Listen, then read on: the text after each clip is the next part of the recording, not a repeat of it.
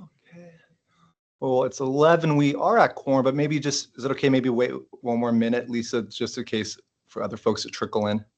Yeah, I started the recording just so I didn't forget, but that is fine with me. It's Dan. Oh, and there's Dan. Good morning, Dan. Thanks for making it. Thank you. Dan B. Cool. All right. Well, I think we can get started because, again, we know Susanna and Kelly are going to be absent today. So we've got our quorum. I'd like to call the meeting to order. It's excellent to see you all on this sort of overcast, dreary Monday of November. So I'm going to do my best. I'm on my third cup of tea. So let's get started. Good to see you all. I hope you all had a chance to check out the agenda that we sent out last week. Number 2, as per usual on our agenda today, do we have any additions or deletions to today's meeting?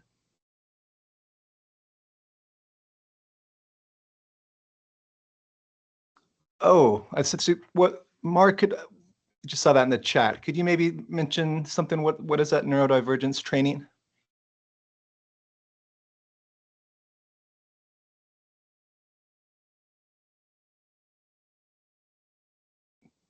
Mara, I don't know if you heard me. Do you maybe want to? Oh, to Lisa. Okay. Sorry. Is that something you wanted to add? Mara, if you want to maybe mention it at somewhere in the agenda, you can. Okay, great. Sorry about that.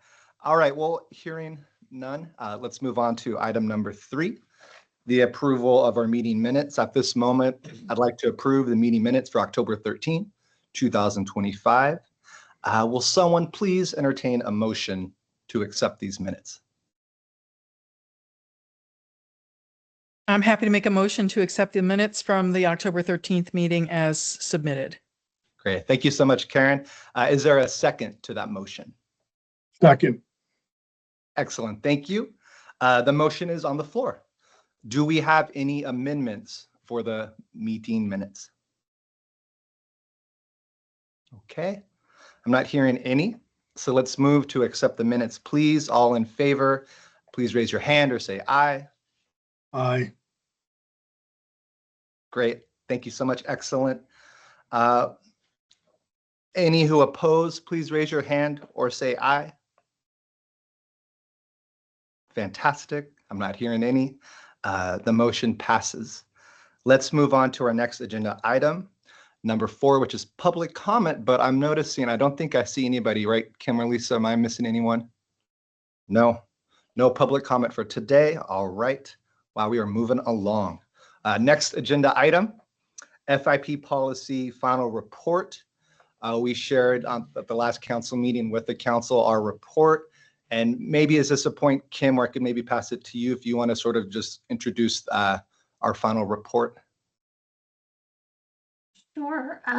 Well, so as everyone saw, the report was sent out to the committee before we presented it to the council. But what we wanted to do at this meeting was not everybody on the subcommittee attends the council meetings. So we just wanted to provide you with an update from the council meeting.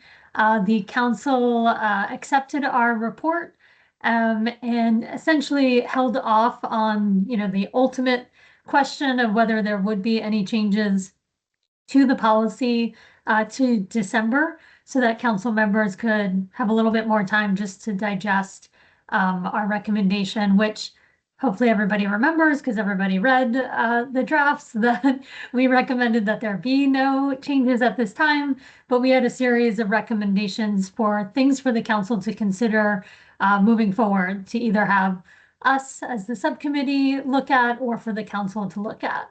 So in December, it'll be on the council's agenda to essentially confirm that they did their statutory review, and then at that time state whether or not they as a council want to make any updates to the policy.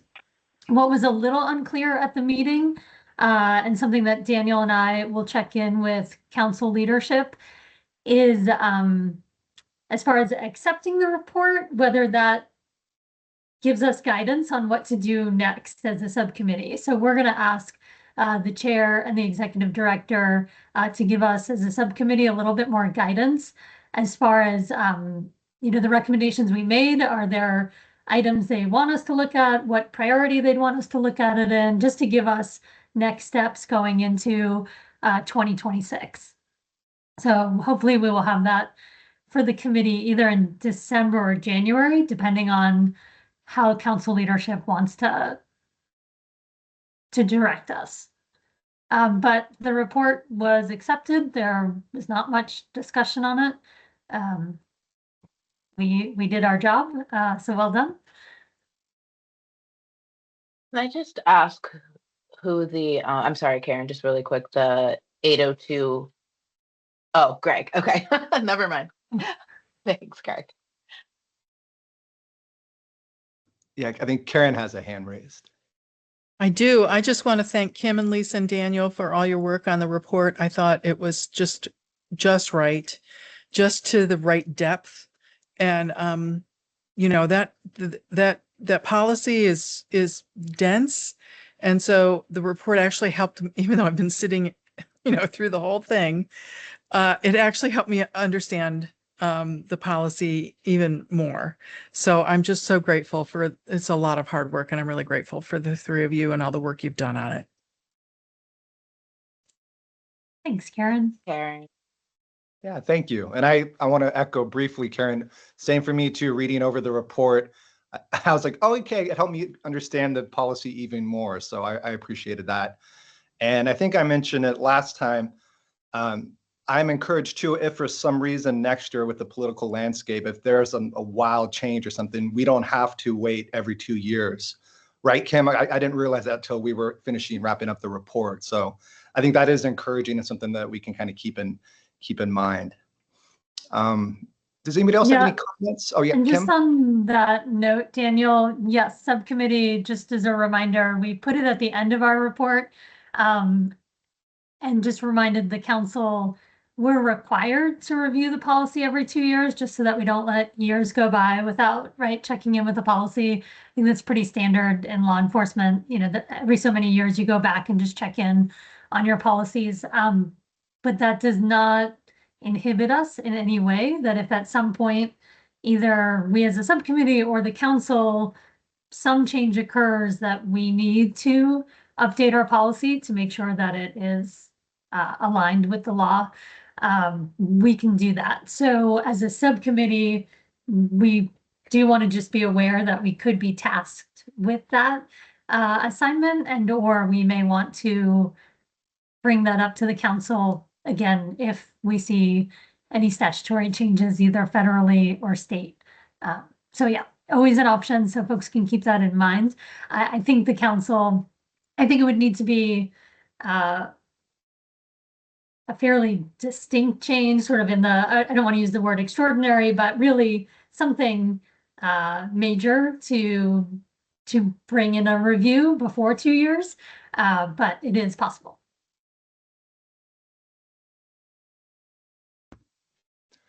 Thanks, Kim. Karen, is that a hand? Yeah. Sorry, I have a question. I know that the Police Academy continues to be in conversations with Sheriff Colby up in Essex County, who has significant concerns about the fair and impartial policing policy. And I'm curious to know if there's any thinking that the issues that Sheriff Colby is raising, do we think that they'll be incorporated into an amended policy in the future, or are we just trying to engage in a respectful conversation with him and to hear his concerns? Thank you.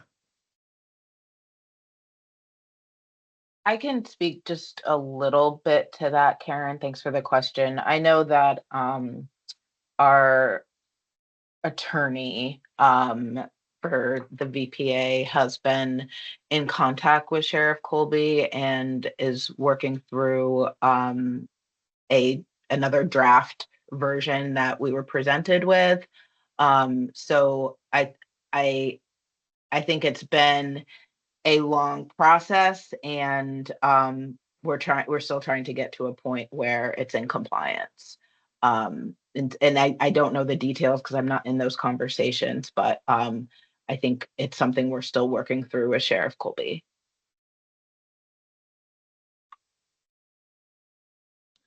And if I might quickly add too, I know with this report, the real focus was on themes, that the feedback that we got from folks.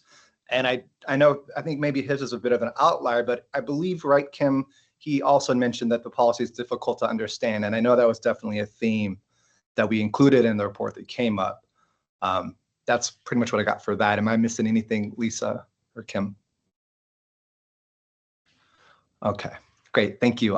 Any other comments about I the think final? Kim was going to say something. Oh, sorry, Kim. Oh, no, just to clarify, yes, one of Sheriff Colby's issues with the policy is the difficulty and the sort of complicated and nature of it. He had some other issues with it as well. And that's what they're working through with staff attorney. Great, thank you, Kim. Yeah, anybody else comments about the final report? All right, hearing none, wow, we can move on to item number 6, the FIP resource toolkit. I think we started this in the summer, and then of course, I think I said this last time, our focus has been so much on the review. This is kind of almost forgotten about it, but we would really like to continue with it. And if it's okay, Lisa, if I can call on you to maybe just sort of review, I believe you created that a link that we could put stuff in there, but we just, since the report is, fingers crossed, everything's done, we would like to focus back on this. Yep, happy to. Thanks, Daniel. So yeah, I mean, I think the FIP resource toolkit is something this subcommittee has been talking about for several months, and I do understand we were kind of more focused on getting this FIP policy report out. I would really like the subcommittee to please draw their attention again to getting some materials in that Teams channel. If folks are having trouble locating it, I can send you the instructions again, but it's really just a Teams page that says FIP subcommittee team. Then you click into it and go to home, and the toolkit is right there with all the different folders that we had discussed previously, which are accessibility, bias and data collection and reporting, de-escalation and conflict management, implicit bias, language access, and trauma-informed policing. So again, the idea, to remind you of why we wanted to come up with this toolkit, was to have some kind of tangible resources and tools in these different categories that would assist law enforcement in some way or inform them in some way. So I really don't want this to get to the wayside. I think Kelly from Human Rights Commission and Mara, VPA staff, are the only ones who have contributed to that thus far. This was created on August 4th, so it's not a big ask. It's just if you have things that you use in your work that would be relevant to law enforcement with regarding any of those topics, please try and put those into the folders. And the reason why I want to focus on this is because I'm hoping as we build this up, this toolkit can be part of our 2027 mandatory training, right? And how we walk people through these different resources and tools. So I know that 2027 seems far away, but to make sure that we are thinking about this early and often. I mean, it's just going to be a few short months before we start planning for that 2027 mandatory training. So again, yes, Greg, I can, I think I have to share it with you somehow via email, but I will do that in just a moment. Thank you. So are there any questions about, why, what's the point? How are we going to do this? Daniel? Yeah, more of just a comment again to reiterate, and this is the teacher and me coming out, like this, I don't think we're not looking for like a gigantic project here. This doesn't have to be extensive research, but I just really kind of want to echo what Lisa's saying. And with this report, at the risk of sounding perhaps overconfident, I feel like our subcommittee has some really great momentum right now. And I would love to see that energy continue. And yeah, even though 2027 does seem like it's a ways away, I'm a fan of just getting after it. Just like how we do with the report, we gave ourselves a buffer. We have if we're not going to, but we have time. And I just think it's important for us to do that. So again, Lisa mentioned the categories. Maybe there's something that you're drawn to, but it would just be fantastic if we could build this up and be ready for 2027. And yeah, any other questions about this, comments? If you need the link, I know it was a while ago. This is your chance to speak.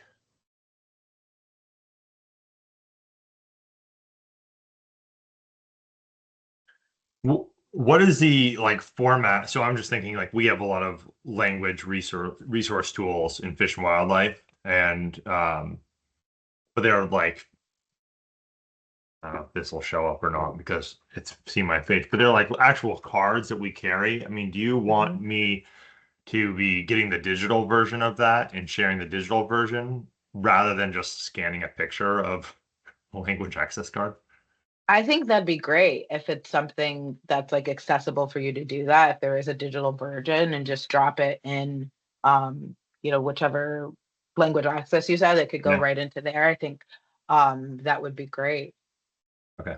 I don't have Thank the you. file, but I can, if that's preferable, then I will ask the creator of this. So Thank you. Yeah, awesome. And I think, Wesley, that's such a great example. It's something you're already using, right? Mhm. If it's something that's right there already, that's fantastic. That's great. Thank you. Any other quick questions or comments about the toolkit? And Greg, I'm working on trying to re-invite you to do you have Teams? You have Teams, right? Can you see if it's actually in your Teams and channels? If you click on the caret, it should extend. Because I have you in here.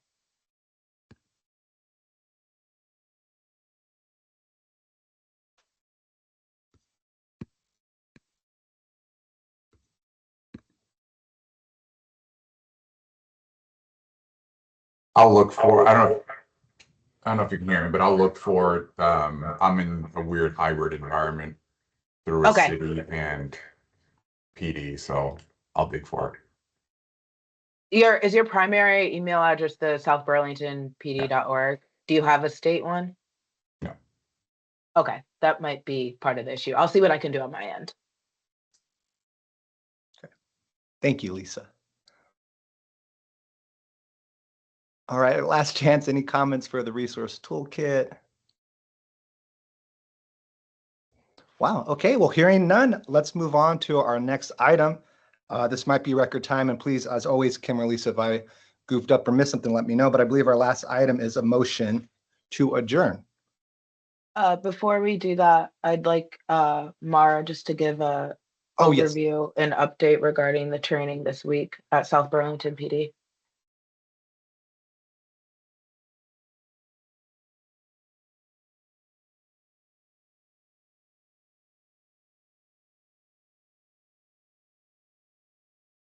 Mara, are you there?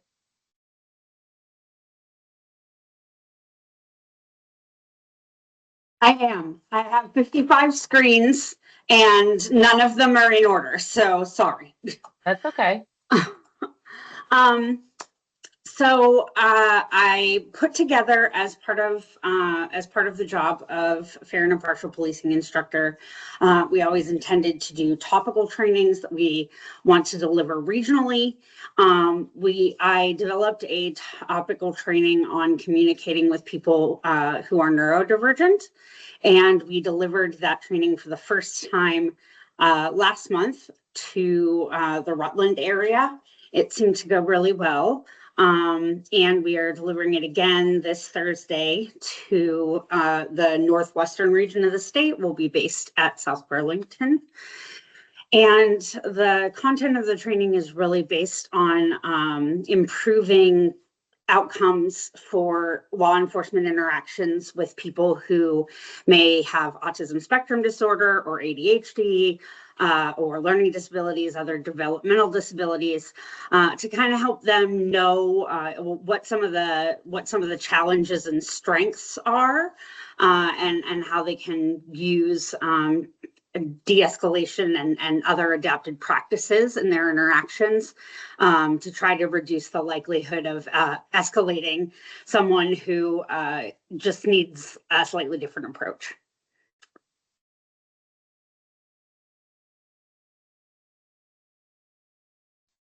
Can you talk about, Mara, how many folks are signed up, what areas and departments they're coming from? Yeah, absolutely. So as of this morning, we have we decided to offer it as a 4-hour training, so that people didn't have to sacrifice an entire day. That we're still workshopping what the best approaches will be, but we thought 4-hour training that we could offer twice in a single day might offer a little bit of flexibility. Worked well in Rutland. We had about roughly 6 or so people in the morning, and like around 10 in the afternoon. In South Burlington, we have currently 7 law enforcement officers registered for the morning, only 2 for the afternoon. We've done pretty extensive outreach. So I reached out to heads of every law enforcement agency in Chittenden, Franklin, and Grand Isle counties. Lisa did personal outreach to some of the heads of various law enforcement agencies within Chittenden, and even some of them just personal relationships she has other places. Chief Brickell sent out an email where he mentioned it. He also mentioned it at the VCJC meeting, which I think most of you were in attendance. I personally reached out to community organizations in Chittenden, Franklin, and Grand Isle that serve neurodivergent populations. And I reached out to school resource officers within that region and school support services and special education who support people with neurodivergence. And so we still only have a total of 9 officers, which I have to admit, I find frustrating, given how very relevant and how very in the news relationships and interactions with law enforcement, and specifically people with autism, you know, kind of how it's been. But we also recognize that, you know, just because a missive goes to a department head doesn't mean it goes everywhere else. So we're still also trying to think of other creative ways. I think we also, I remember, Lisa, I think you reached out to Karen, a little bit of individual advocacy too. And I think I saw a hand. Is that you, Greg?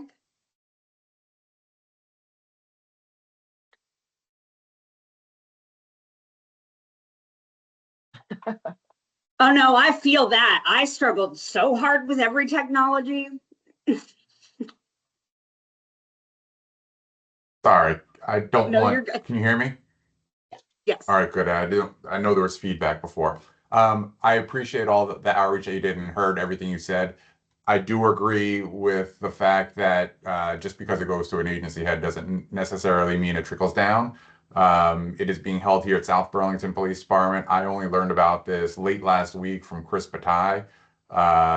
So there is, I think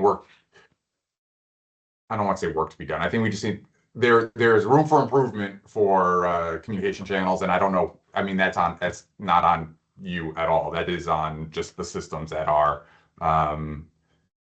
again, the fact that it's being held here and I just learned about it, I was like, well, you know, that's a problem. So I do appreciate all the work that you've done to do it. And we are scrambling to find other people that we can free up to get into that. I'm also, and I believe I believe that Lisa would agree that we are open to ideas for better outreach. In speaking to colleagues here, a lot of them are kind of like, yeah, Vermont's really a guy kind of communication state. And so, you reach out to whatever the guy is or the gal is that you know, or the they is that you know, at a given agency. And then, maybe they tell some of their friends, and that's how you get the word out. And I am willing to do a little bit more of that to kind of, meet the needs of the current system. But I agree, like, it would be great to think about some other ways that we can improve the communication system. Lisa, your hand's raised, and thank you for those comments, Greg and Mara. Thank you. Yeah, Greg, thanks so much. I echo Mara's sentiments about the frustration of, Chittenden County being our largest county in the state, and we actually only have one person attending a training from Chittenden County, and that's one person is from your agency. So yeah, I think what's unfortunately going to have to happen, we're not going to come up and spend all day to train 2 people in the afternoon. That's just not feasible or time well spent. And so if we don't get more folks by Wednesday, we're going to have to cancel the afternoon session and just do the morning session, which again hurts those other people because they picked that time for a reason. So yeah, and just I really appreciate your comments, Greg, about outreach, because like we don't know who we don't know, right? We know Batai, who's now our TC, was formerly, with South Burlington. I've been trying to I've met so many people here in this last year, and I have cards for people, and I don't actually know who they are, but I've reached out to them and been like, "Hi, remember me?" Maybe not, but here's what's happening. So again, Mara's put in a tremendous amount of work to make this happen. It's a fantastic training. It was really well done in Rutland. And even though Rutland is a big county, we only had about 2 weeks to plan Rutland and got more people than we're having in Chittenden County. So any outreach you all can do, we would appreciate that. And we're happy also to come up at another time if there's a better time, but I think we'll have to figure out a system of outreach that works for everybody. I mean, we did work with somebody very closely at South Burlington PD who I think is responsible for some of the training. So it's a little shocking that didn't trickle down. But thanks for your comments and support, Greg. Yeah, we did work with Patrick Mulcahy directly, and I don't know that it worked very well. I did forget to mention the population of people who did show up, which is we have a boatload of humans from Franklin County Sheriff's Office. Of the 7, they are 5. So it clearly did make it to some people. And we are planning currently to do another iteration up in Orleans County early December to kind of try to reach the Northeast Kingdom area. We're looking at December 4th. I'm waiting on a little bit of information about a venue, but yes, still, and potentially after the year doing a Central Vermont, Washington County, Lamoille, Orange, that sort of thing. And then perhaps also a Southern Vermont, and we are planning to do some sort of recorded or web-based version so that it can live somewhere that people can access it.